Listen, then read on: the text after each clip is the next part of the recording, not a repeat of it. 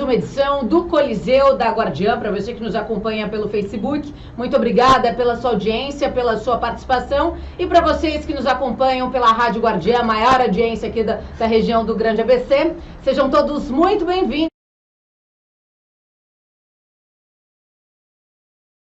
Sempre trazendo os principais players, os principais fatos, os políticos que mudam de fato a vida da região do Grande ABC, do Alto Tietê, do Litoral Norte, do nosso estado de São Paulo. Eu recebo aqui em nossos estúdios pela primeira vez ele que foi eleito deputado estadual pelo PSD, Oséias de Madureira. Seja muito bem-vindo em nossos estúdios. Obrigado, Gabi, que alegria poder estar com você. Pelo seu trabalho, e é sempre uma alegria poder trazer informação, projetos e junto a você informar aqueles que te acompanham. Obrigado, é uma alegria estar nessa tarde com você. Olha, já começo te perguntando, né? Você foi eleito pela primeira vez, nunca disputou nenhuma outra eleição. O que te despertou entrar para a política? Na verdade, eu venho de um projeto que é da igreja, eu sou da Assembleia de Deus Ministério de Madureira, da Debras, Bispo Samuel Ferreira, e ele há 2 anos atrás me convidou para pleitear, para estar representando a igreja nesse projeto. E eu confesso que era um projeto que eu não tinha em mente, até porque eu trabalhava em outras áreas da igreja, trabalhava assim com política, mas na organização de campanha, ajudando. Foi aí que despertou-se o desejo dele, me chamou, eu aceitei, e daí a gente começou a trabalhar. Claro que a política, ela entra em você, né? Você vai se envolvendo, e com isso a gente foi pleiteando e chegando aí à próxima eleição, já como candidato oficial, e isso agora está no sangue, e sem dúvida desenvolver um projeto que venha trazer uma alegria a São Paulo, por que não dizer a nossa região, e em especial a igreja, aos evangélicos, aos cristãos em geral, a população. Na verdade, esse é o nosso desejo. O senhor é de São Bernardo do Campo. Eu moro hoje em São Bernardo do Campo. Eu nasci na cidade de Mogi das Cruzes, sou mogiano, morei em Poá, meus pais moram em Poá, né? Eu fui membro, na verdade, eu congreguei na igreja do Brás, a igreja por mais de 20 anos, aí fui representar o bispo na cidade de Sumaré, e fazem 6 meses, fiquei lá 6 anos, em 6 meses que eu estou aqui na região do Grande ABC. Já me sinto um cidadão aqui da região, sem dúvida, também nosso mandato será focado a essa região, uma vez que estamos aqui.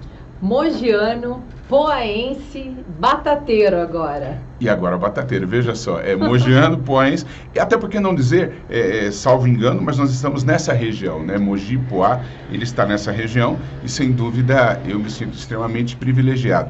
Foram regiões que eu tive uma votação, por que não dizer expressiva, São Bernardo, uma votação boa, Diadema, Suzano, Mogi das Cruzes, Poá, Sumaré também, foram cidades. Quantos São Paulo. votos o senhor teve? Eu tive 137.205 votos. É voto, hein, deputado? É muito voto. Claro que isso é fruto de um trabalho do nosso líder, nosso presidente Bispo Samuel Ferreira, que acreditou no nosso nome, e a minha gratidão a ele, a igreja, e sem dúvida a gente precisa responder com muita responsabilidade, porque no mínimo 137.205 pessoas estarão aí trabalhando. Mas eu tenho a consciência e a convicção de que meu trabalho vai galgar e alcançar toda a população do estado de São Paulo. É claro que o senhor já disse no início que é um candidato, que é um deputado, é um político, né, voltado às causas cristãs, que é da igreja, mas é um deputado que vai atender a todos os cidadãos paulistas. Quais foram as suas propostas, né, que você apresentou durante a campanha e que você já de início pretende tentar emplacar na Alesp? Na verdade, são várias propostas que a gente vem trabalhando, sempre defendendo aquilo que norteia a ética cristã, aquilo que norteia, sem dúvida, a vida cristã da igreja, em todos os sentidos. Eu acho que isso é uma das grandes pautas que a gente vem trabalhando, junto às instituições religiosas. Também defendendo sempre a pauta da família. Eu defendo a família, acredito na família, tenho família, incentivo a família, e também as necessidades que forem sendo pontuadas aí no decorrer do dia a dia. Claro que eu não posso me omitir em dizer a você que, embora seja um candidato que foi apoiado pela igreja, o meu mandato ele será para servir a população. E sem dúvida, a gente sabe que a nossa região tem alguns deputados que foram eleitos, mas sem dúvida eu também quero deixar aqui a minha contribuição, a minha extensão do gabinete, do meu mandato, também a região do Grande ABC, onde eu estou agora. Eu seria leviano se assim eu não o fizesse. 16 horas e 28 minutos, você acompanha Oséias de Madureira aqui no Coliseu da Guardiã, aqui conosco em imagem e som. Deputado, o que o senhor pretende fazer nesses primeiros dias? Você já foi chamado para conversar com a bancada do partido? Como é que estão as conversas para iniciar, né, esse mandato agora em março, né? Dia 15 de março. Dia 15 de março. Na verdade, tudo se inicia, tudo começa-se as negociações agora, as conversas agora. Eu posso lhe garantir que a gente tem pleiteado aí uma forma muito tranquila em conversar com todo mundo, mas assim, seguindo o norte do partido, evidentemente do PSD, também da igreja, do bispo Samuel Ferreira, mas as coisas ainda estão muito verdes ainda, né? O próprio governador eleito está viajando, deve estar chegando, parece que começa oficialmente a transição na próxima quarta-feira, mas evidentemente que eu tenho certeza que uma das pautas que eu vou defender é a lealdade com base naquilo que acredito, naquilo que creio e também naquilo que forma o meu caráter. Mas lealdade ao partido, lealdade àquilo que a gente pregou durante toda a campanha. O vice-governador é do seu partido, né? Do Sem PSD. sombra de dúvida, uma pessoa extraordinária, com quem eu tive muito contato durante a campanha, fez um extraordinário trabalho ali em São José dos Campos, mas sem dúvida vai exercer aí também um governo muito pautado naquilo que foi a defesa do Tarcísio. O PSD está muito bem representado, nós estamos muito bem representados. Será um trabalho de parceria com aquilo que eu te falei, dentro de uma lealdade proposta naquilo que foi pregado durante a campanha. O que esperar do senhor na Assembleia Legislativa? A gente sabe que vai ser aí uma bancada diferente, né? Muitos deputados novos, antigos voltando, figurões não foram reeleitos. A gente sabe que vai ser um mandato difícil, né? De se organizar aí para poder trazer o Tarcísio, levar o Tarcísio com tranquilidade. O que esperar de vocês? Sem sombra de dúvida, eu acho que mesmo em cima de todas essas pontuações que você acabou de fazer, deve-se esperar um mandato com muita prestação de serviço. Eu não posso desvincular da minha vida o pastorado e o mandato. Você vai entender o que eu vou te falar. O pastor sempre quer atender, o pastor sempre quer ouvir, o pastor sempre quer ajudar. O Oséias, antes de ser deputado, é pastor. Então, ele vai querer sempre ouvir, ele vai querer sempre atender, ele vai querer sempre estar ouvindo a população, fazer um mandato, eu diria para você, muito presente. Eu não posso deixar de esquecer que a população que me colocou lá precisa ser atendida. Então, um mandato extremamente flexível dentro daquilo que um deputado precisa e deve fazer. Eu posso lhe garantir que será um mandato com muita atenção às necessidades pontuadas do Estado, ao governo, e também um mandato com fiscalização. A gente não pode deixar de pontuar isso, que esse é o papel também do deputado. Então, não tenha dúvidas que isso será um norte daquilo que nós vamos desenvolver no nosso mandato. Qual a sua avaliação, né, no resultado das eleições no âmbito nacional? Veja, a gente vive aí um momento muito complicado dentro da opinião pública, dentro de tudo aquilo que se viveu a última eleição. Claro que eu estou, não posso deixar de pontuar, estou num ambiente petista, que é São Bernardo do Campo, dentro de um contexto. Eu não votei, não apoiei o Lula, apoiei o Bolsonaro. Lamento profundamente, penso que o Brasil ganharia muito com a sua permanência no governo, mas meu desejo, minha oração, do profundo do meu coração, é que seja um governo totalmente voltado à necessidade do povo. O Brasil precisa continuar crescendo, o Brasil precisa que seja desenvolvido trabalhos sociais que alcance, com certeza, aqueles que de fato precisam. Eu falo a você com muita tranquilidade. Meu maior desejo é que o Brasil ganhe e que haja um governo sério, que haja um governo com flexibilidade naquilo que se precisa, mas, acima de tudo, a minha oração é que Deus abençoe o nosso Brasil, porque, permita-me, como pastor, agora citar no versículo: bendita é a nação cujo Deus é o Senhor. Ele precisa ter o domínio dessa nação, senão a gente não chega a lugar nenhum. Deputada, a gente sabe que vamos passar aí dias aí, metade do Brasil quer o PT, a outra metade continua na porta de quartéis. Eu vinha para cá, eu vi algumas manifestações, ainda há... Lá na Lesp hoje, inclusive, está sim. tendo o velório da Gal Costa, mas a frente do Comando Sudeste ali está tomada por eu acho que você foi muito feliz. A gente vive aí momentos muito tensos e, acima de qualquer coisa, eu acho que é uma transição extremamente delicada. Eu acho que o Brasil passa um momento muito delicado. Eu defendo a continuidade, evidentemente, do presidente que nos preside hoje, que é o Bolsonaro, mas eu penso que a gente vai ter muitos conflitos, precisam ser administrados, precisam ser fiscalizados, precisam ser pontuados e, acima de tudo, acompanhados. Vamos falar um pouquinho do ABC, né? Durante a eleição a gente passou aí cobrando, né? Pedindo, né, para que os candidatos fizessem o compromisso de que iriam lutar por regiões mais fortes, com mais desenvolvimento. E aqui na região do Grande ABC foi pedido muito a questão do metrô, a questão do BRT. O governador disse o seguinte: olha, o ABC vai ter BRT e vai ter metrô. O senhor pretende defender essa pauta também? Sem sombra de dúvidas. Sem sombra de dúvidas, será uma pauta defendida, fiscalizada, pontuada e acompanhada. Eu penso que um pouco tempo de ABC, mas já vi que a necessidade ela é extrema e podem contar com o meu apoio, podem cobrar, a gente vai acompanhar isso com muita, muita propriedade. Falando ainda um pouquinho dos programas sociais, o senhor é a favor da continuidade, por exemplo, como o Vale Gás, que foi um programa importante aí durante a pandemia? Sem sombra de dúvidas. Eu acho que a ação social, ela precisa ser um braço extremamente inteligente de qualquer governo. A gente não pode pensar num governo onde não haja a extensão de uma ação social estabelecida. Entre elas, essa e outras que podem ser acrescidas. Por exemplo? Olha, eu acho que a gente precisa hoje alcançar os moradores de ruas de uma forma muito mais pontual. Eu acho que a gente precisa ter uma ação social junto ao governo. Que tipo de ação teria que ter sido feita? Porque, por exemplo, a gente já viu vários testes, né?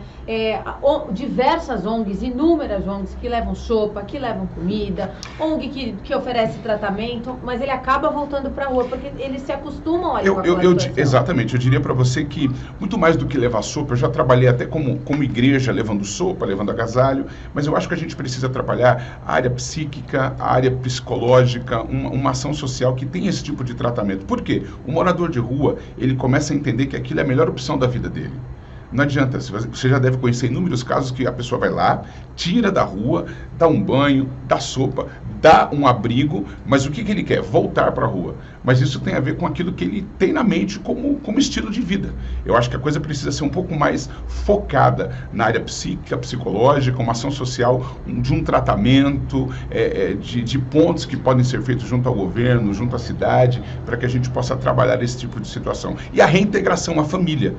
Muita gente mora na região e faz questão de não estar em casa e estar na rua. Claro que foram N motivos que levaram, mas o que levou? Como tratar? O que fazer para que isso seja revertido? Eu penso que é um ponto que deve ser percebido, notado e, acima de tudo, trabalhado. O governador Tarcísio, né, eleito, disse que pretende tirar o Palácio dos Bandeirantes, lá do Morumbi, e levar, então, para Campos Elíseos, que é a região central ali de São Paulo, onde fica a maior concentração, né, de moradores de rua, dependentes químicos, para poder dar vida ali para aquela região, trazer, fomentar a economia, trazer mesmo uma revitalização para a região central. O senhor, como deputado, o senhor é a favor? O senhor acredita que levando todos os órgãos governamentais para aquela região central, essas pessoas que estão ali na rua não vão se espalhar ao invés de quererem ser atendidas? É aí que está o ponto que eu acabei de falar para você. Eu acho que a vinda para essa região central ela é muito positiva,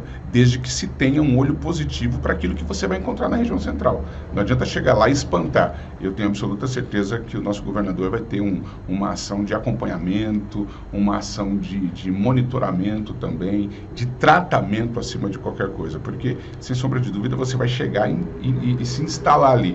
Eles continuarão ali, precisam ser tratados, precisam ser cuidados. Claro que eu te garanto, não é fácil.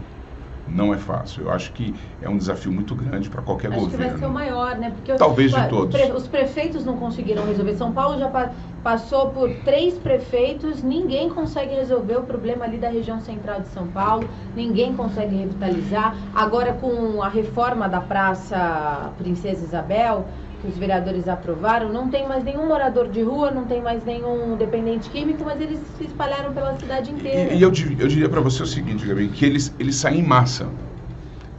dificilmente eles se abrem em pontos. Eles saem em massa. Se você vê, é um número sempre expressivo. Talvez não todos, mas vai um número expressivo para um lado, outro para o outro para frente. Então, eles se saem em massas. Então, acho que é um trabalho, eu diria que é o maior de todos os desafios. Precisam ser alcançados? Precisam. Precisam ser acompanhados? Precisam. Precisa se sentar aí com as autoridades, com os especialistas e desenvolver um trabalho que com certeza pode ser feito aí com muita propriedade. Tem como fazer? Claro que tem, mas é um desafio, como você disse, talvez um dos maiores. Eu acho que um dos maiores. Sem dúvida. Vamos falar de educação. Foi muito falado também na eleição sobre o novo ensino médio. Eu bato nessa tecla aqui, falo com todos os políticos que sentam aí nessa cadeira que o jovem precisa sair, sim, do ensino médio já com uma profissão. Outro dia eu fiz uma frase aqui, me criticaram, que eu falei que universidade é lugar de intelectual, que é para quem gosta de estudar. Não adianta você pegar o camarada que é mediano, que não gosta de se debruçar nos livros e falar que ele tem que fazer uma faculdade porque você tá ali obrigando o cara a fazer o que ele não gosta. Eu acho que ele tem que sair do ensino médio com uma profissão, ter um ensino técnico profissionalizante, e aí sim ele vai descobrir o que ele quer da vida dele. Os deputados se comprometeram também, junto com o governador Tarcísio, em dar uma nova cara para o ensino médio, né, aqui no estado de São Paulo. Eu queria que o senhor falasse um pouquinho sobre isso. Eu diria para você o seguinte, eu tenho 2 filhos, um deles está no ensino médio e a outra está chegando nessa fase. Mas eu compactuo com a ideia de que já no ensino médio precisa ter uma orientação, um direcionamento. Mas eu penso que a faculdade ela precisa também, aí é outro desafio, ter o alcance de todos, seja ele da classe média, da classe baixa ou da classe favorecida. Mas a gente precisa já trabalhar no ensino médio um direcionamento para que haja, nesse ponto, é uma questão de educação, é uma questão de prioridade. Porque se a gente vem para o ensino médio e não há um direcionamento, certamente ali ele pode ser bloqueado, aliás, eu penso que você sabe muito bem disso, no ensino médio muita gente é bloqueada, muita coisa evasão se escolar, para por ali, uma evasão absolutamente pontual, é um número expressivo, eu estava vendo por esses dias, é um número extremamente expressivo. Porque o jovem precisa trabalhar, exatamente. Precisa na família. Mas é exatamente aí que eu acho que o governo pode também trabalhar aí ideias de já no ensino médio fazer alguma parceria do aluno trabalhar de manhã e estudar à tarde, trabalhar à tarde e estudar de manhã, mas direcionando para alguma coisa. Porque se a gente for deixar para depois do ensino médio, eu acho que a gente vai ter uma lacuna de tempo aí, essa lacuna não é saudável,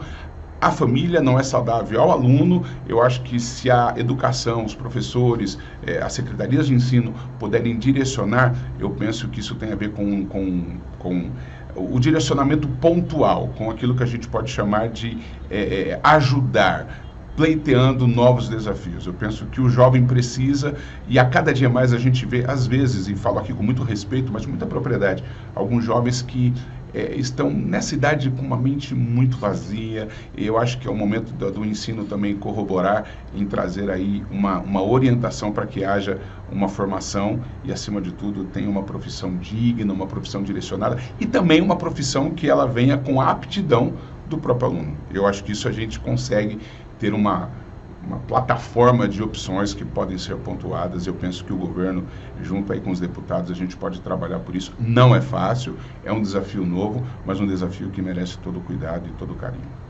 Você é a favor do jovem na escola o dia inteiro? Ensino integral, a partir desde pequenininho? Eu acho que no começo da função, no começo da educação, pode até ser uma opção, até para os pais que trabalham, mas eu penso que numa média idade a gente já começa a pensar que o jovem pode trabalhar. Eu me lembro bem, e eu não sou tão velho assim, que na minha idade aí de adolescente eu era office boy e a gente trabalhava. Claro que hoje existem outros meios, a própria internet chegou quebrando muitas coisas, mas a gente já trabalhava. Mas você nessa idade trabalhando, mas isso dava prazer, você tinha um prazer de trabalhar. Eu acho que a gente precisa devolver esse jovem, não que eles não queiram, mas com o tempo a gente vai desprestigiando essa que era uma das boas funções do pai. Olha, está na hora de você. Eu acho que todo mundo começou, todo homem principalmente, começou como office boy. Ele trabalhou em alguma empresa. Olha, parece uma coisa boba, eu já lavei carbono. numa empresa. Já me fizeram de bobo. Mas por quê? Porque era office boy. Todo office boy tinha que fazer alguma coisa, começava ali, e ali você ia. E quantas histórias de quem pegava o ônibus, enfim. Dava ali na 7 de abril. No Vale do Anhangabaú, na Barão de Itapetininga, no Mapping, ali naquela. Então todo mundo tinha. Você via ali uma junção de muitas pessoas de várias idades. Então eu penso que é sim oportuno trabalhar um período e o outro estudar. O trabalho dignifica. E a gente não pode deixar para dignificar alguém depois dos 18. A gente tem que começar a pensar nisso já na adolescência, quase já indo para aquilo que a gente chama de idade juvenil. É preciso investir no jovem porque eles são o futuro do nosso país. Sem sombra de dúvidas. Eu acho que o jovem, ele comprometido, ele tem muito a produzir. Um jovem comprometido e animado, ele tem muito. A adolescência é uma idade muito complicada. A gente precisa ser pontual aqui nisso também. É uma idade onde se vê conflitos, onde tantas coisas. Isso eu falo para pais, como pastor, hoje como deputado eleito, a gente sabe que é uma idade que precisa de um cuidado especial. E se a educação conseguir, nesse momento, direcionar para algo que vai construir, eu penso que é oportuno e a gente consegue mudar muita coisa. 16 horas e 43 minutos, você que acompanha a gente no Facebook, olha, depois esse vídeo vai ficar disponível no portal aguardiandanoticia.com. Para você que está acompanhando a gente em rádio, eu recebo aqui em nossos estúdios Oséias de Madureira, do PSD, foi eleito deputado estadual, primeiro mandato. Deputado, saúde. Eu queria que o senhor falasse um pouquinho sobre a saúde no nosso estado, principalmente aqui na nossa região. Nós temos várias demandas. Desafogar o Mário Covas, estadualizar o Nardini, sim ou não, aumentar o repasse para a cidade de Mauá, para poder também ajudar, porque Mauá recebe pacientes tanto de Rio Grande da Serra como de Ribeirão Pires, um novo hospital na região. O que o senhor pensa sobre a saúde? Eu penso que a saúde é um dos pontos mais importantes de qualquer mandato, de qualquer governo, de qualquer prefeito, governador, enfim, o deputado.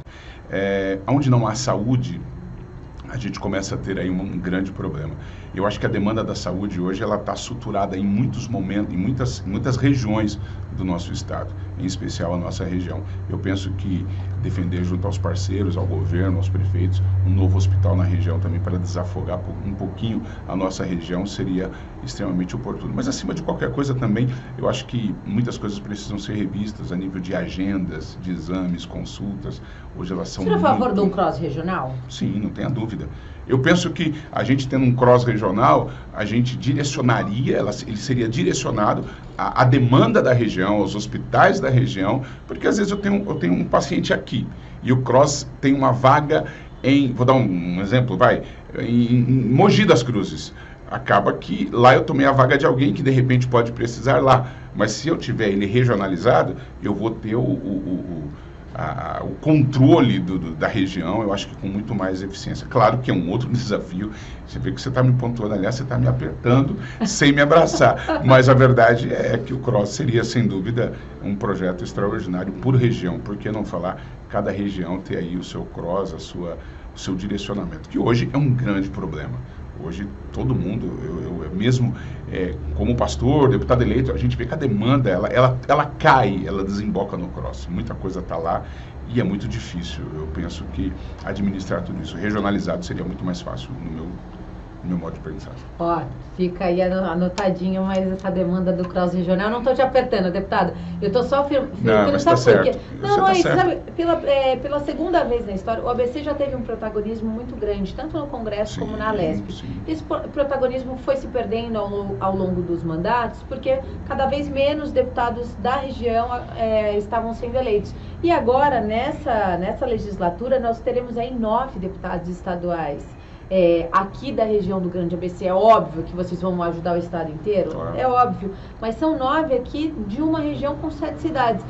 Se você pensar, desculpa te interromper, é quase 10% da Assembleia. Da Assembleia, então assim, se a região não se desenvolver, se a região não resolver pelo menos parte dos problemas, então não precisa de 9 deputados.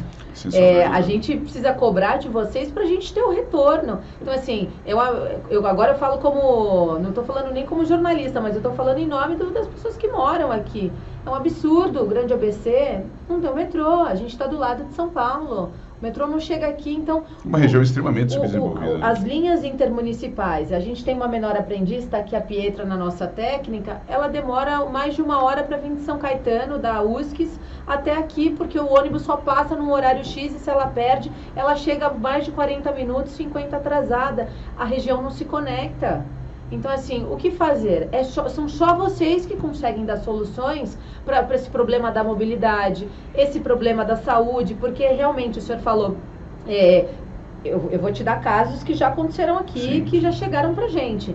Então, tá lá esperando uma vaga no CROSS, para um tratamento X, aí o cara daqui de Mauá consegue uma vaga lá em Osasco, e o cara de Osasco vem fazer o tratamento aqui, sim, em sim, Santo André. Eu morei, se você me permite, eu morei por muito tempo, 6 anos eu morei na cidade de Sumaré, e lá existe o Hospital Estadual Regional de Sumaré, e é extremamente um absurdo, porque toda a região, Campinas, Limeira, Valinhos, Americana, enfim, a Nova Odessa, desemboca tudo no hospital. Mas às vezes você vê gente vindo de outras, Ribeirão Preto, Batatais, e fala, gente, mas aqui, exatamente isso que eu acho que um CROSS regional, eu acho que muito bem pontuado, ele daria aí, sem dúvida, uma demanda localizada, regionalizada, e a gente teria talvez uma maior, um desafogamento aí do sistema de saúde, que hoje a gente sabe que está extremamente afogado. Tá, vamos levar para o governador Tarcísio, a transição começa na próxima semana. Quarta-feira. Aliás, ó, já vou fazer o pedido. Felício e Tarcísio, estamos aguardando vocês dois aqui, o pastor Oséias vai levar esse recado. Levo sim, com certeza. Porque vamos depois de eleitos tem que voltar aqui agora para firmar o compromisso de fato de tudo que vai fazer para o nosso estado. Sem dúvida. Deputado, obrigada pela sua participação, suas considerações finais, por favor. Gabi, eu que agradeço a participação, que Deus te abençoe muito, que Deus abençoe a nossa região, que Deus abençoe a nossa cidade, que Deus abençoe a LESP, o governador do estado, que Deus abençoe São Paulo, que a gente possa desenvolver um mandato aí com muita tranquilidade e, acima de tudo, fazendo bem à população e trazendo as melhorias que foram pontuadas. E podem nos cobrar, a gente vai estar aqui à disposição, pois esse é o papel. Fomos eleitos e precisamos dar frutos e o resultado a todos vocês. Obrigado pela sua simpatia, pelo carinho. A todos aqui a minha palavra de profunda gratidão. Obrigada e bom mandato para o senhor. Muito obrigado. Vai ser cobrado por nós. Obrigado. Obrigada a vocês que nos acompanharam aqui na Rádio Guardiã. A gente volta daqui a pouquinho ao vivo com mais deputados eleitos aqui da região do Grande ABC. Esse foi Oséias de Madureira, do PSD, deputado estadual eleito de São Bernardo do Campo, mas é claro, olha, mogiano, poaense e batateiro. Fique ligado em nossa programação. Continua aqui a nossa programação musical e daqui a pouquinho eu volto com mais uma edição do Coliseu da Guardiã.